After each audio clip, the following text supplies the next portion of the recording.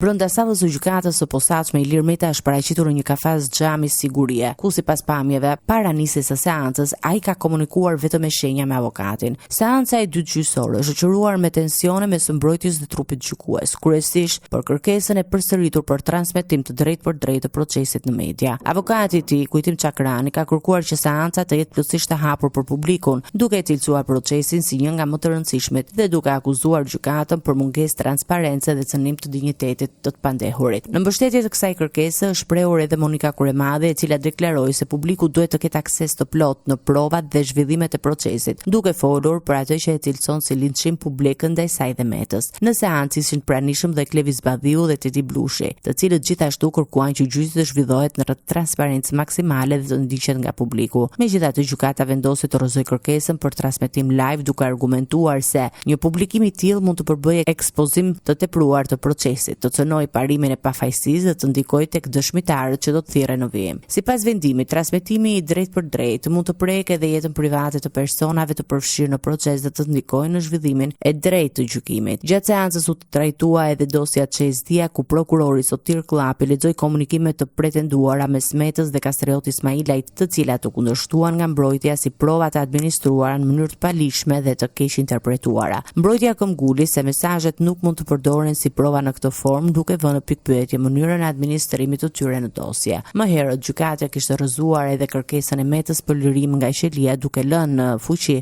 masën e sigurisë arrest me burg, ndërsa procesi gjyqësor ndaj tij vijon.